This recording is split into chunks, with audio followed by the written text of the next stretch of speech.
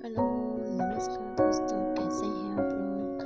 I hope आप सब अच्छे होंगे, स्वस्थ होंगे और समृद्ध होंगे। आप लोग से मिलकर बहुत अच्छा लगा। आज आगे की कहानी में ताड़का का वध के बारे में बताएंगे। सबसे पहले हम राम जी के बारे में कुछ कहना चाहेंगे, तो सुनिए।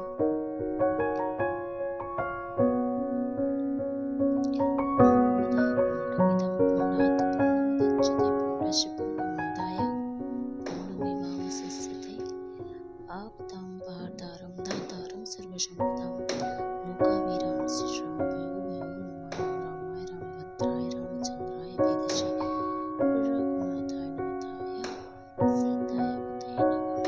नीलाम्बुजश्यामलकोमलांगं सीताशापरोपभागं महासायकचारुचापं नमामि रामभद्रं शिवहरे साथियों, मेरे साथ जय श्री राम, जय जय श्री राम, जय श्री राम।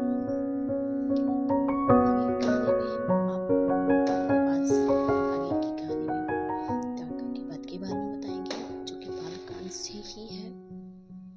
हम यहाँ पे कोई भी चौपाई कुछ और नहीं बताते हैं, हम सिर्फ कहानी बताते हैं, जो कि आप खुद भी पढ़ सकते हैं, जो मैं पोस्ट करती हूँ। तो चलिए आगे बढ़ते हैं।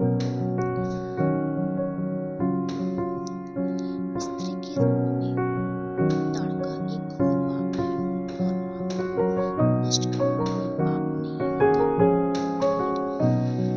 तुम इनका श्रृंगार कर दो।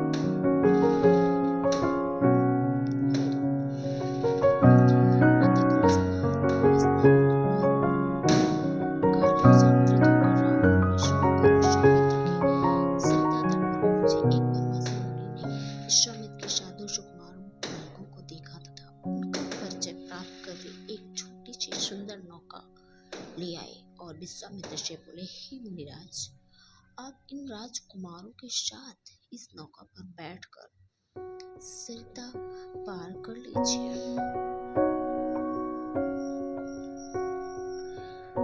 विश्वामित्र जी ने उस मुनि को धन्यवाद दिया और राम तथा लक्ष्मण के साथ नौका पर सवार हो गए। इस प्रकार वे सागर से मिलन की आतुरता में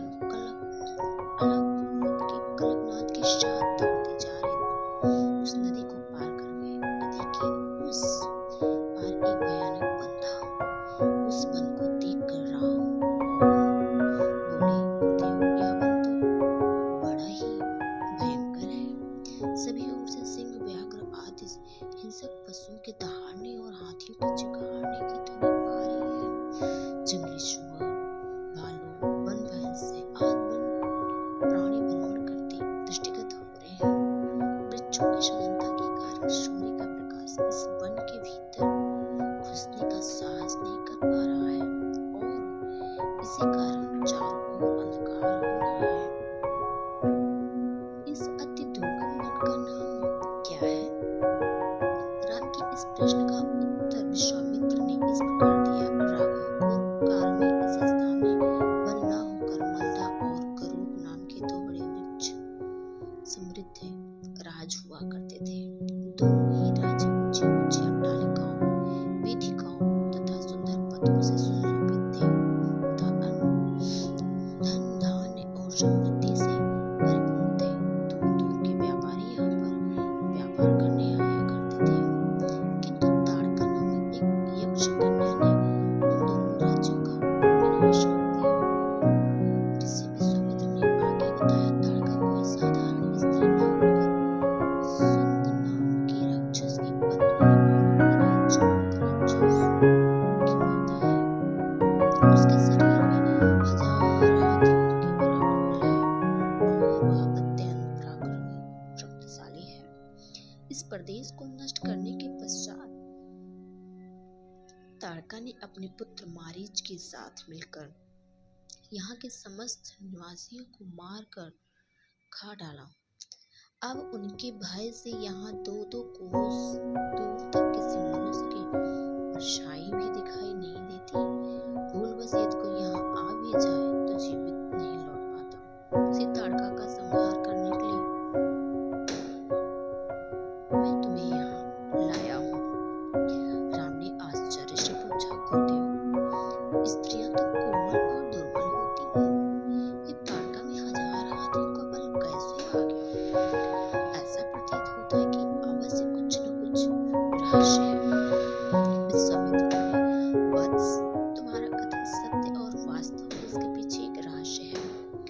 सुकेतु नामक एक अत्यंत बलवान यक्ष था। वह संतानहीन था, अतः संतान प्राप्ति के उद्देश्य से उसने ब्रह्मा जी की कठोर तपस्या की। उसकी तपस्या से प्रसन्न होकर ब्रह्मा जी ने उसे संतान होने का वरदान दिया। परिणाम स्वरूप ताड़का का जन्म हुआ। सुकेतु के द्वारा ताड़का के अत्यंत बली होने का वर मांगने पर ब्रह्मा जी ने उसके शरीर में 1000 हाथियों का बल दे दिया। विवाह योग्य आयु होने पर सुकेतु ने ताड़का का विवाह सुंद नामक राक्षस से कर दिया और उससे मारीच का जन्म हुआ। मारीच भी अपनी माता के समान बलवान पराक्रमी था। वह सुंद राक्षस का पुत्र होकर भी स्वयं राक्षस नहीं था, किंतु बाल्यकाल में वह बहुत उपद्रवी था। ऋषि मुनियों को अकारण कष्ट दिया करता था। उसके पुत्रों से त्रस्त होकर एक दिन अगस्त्य मुनि ने उसे राक्षस हो जाने का श्राप दे दिया। उसके अपने पुत्र के राक्षस गति प्राप्त हो जाने से सुंद अत्यंत क्रोधित हो गया और अगस्त्य मुनि को मारने लगा। इस पर अगस्त्य ऋषि ने श्राप देकर सुंद को तत्काल भस्म कर दिया। अपने पति की मृत्यु का बदला लेने के लिए ताड़का भी अगस्त्य मुनि पर झपटी। इस पर अगस्त्य मुनि ने शाप देकर ताड़का के सौंदर्य को नष्ट कर दिया और वह अत्यंत क्रूर हो गई। अपनी क्रूरता को देखकर और अपने पति की मृत्यु का बदला लेने के लिए ताड़का ने अगस्त्य मुनि के आश्रम को नष्ट करने का संकल्प किया। अतः हे राम, मैं तुम्हें आज्ञा देता हूँ कि तुम ताड़का का वध करो। तुम्हारे अतिरिक्त इसका वध कोई भी नहीं कर सकता। अपने मन से यह विचार निकाल दो कि यह स्त्री है और स्त्री का वध मैं कैसे करूं। स्त्री के रूप में यह एक घोर पाप है और पाप को नष्ट करने में कोई पाप नहीं होता। समस्त संशय को त्याग कर मेरी आज्ञा से तुम इस पापिन का संहार कर दो। राम ने कहा, गुरुदेव, आपकी आज्ञा मुझे शिरोधार्य है। समस्त मानवों के कल्याण के लिए मैं अवश्य ही ताड़का का वध करूंगा। इतना कहकर राम ने अपने धनुष पर बाण रखे और उसके प्रत्यंचा को कान तक खींचकर भयंकर टंकार दिया। टंकार से उत्पन्न ध्वनि से समस्त वन प्रांत गुंजायमान हो उठा। वन्य प्राणी भयभीत होकर इधर-उधर भागने लगे। इस प्रकार की अप्रत्याशित खलबली मची देखकर ताड़का क्रोध से भर उठी। धनुष ताने राम को देखते ही इस विचार से कोई अपरिचित कुमार उसके साम्राज्य पर आधिपत्य करना चाहता है, आक्रोश से पागल हो गई। राम पर आक्रमण करने के लिए वह तीव्र गति से ऊपर झपटी। ताड़का को अपनी ओर आते देखकर राम ने लक्ष्मण से कहा,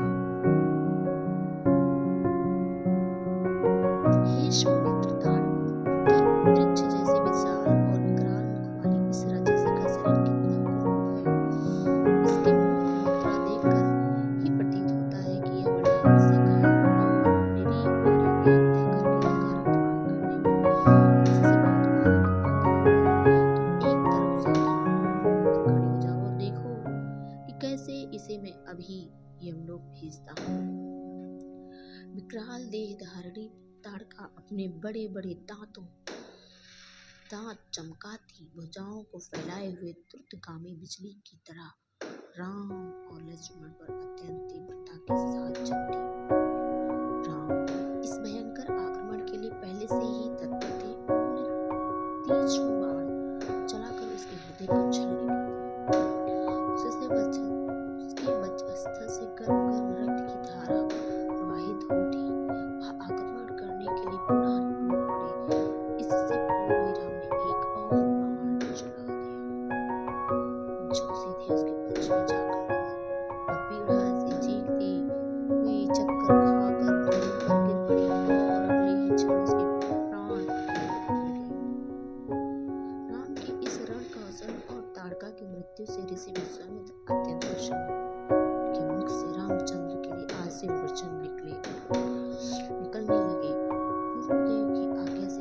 सभी ने रात्रि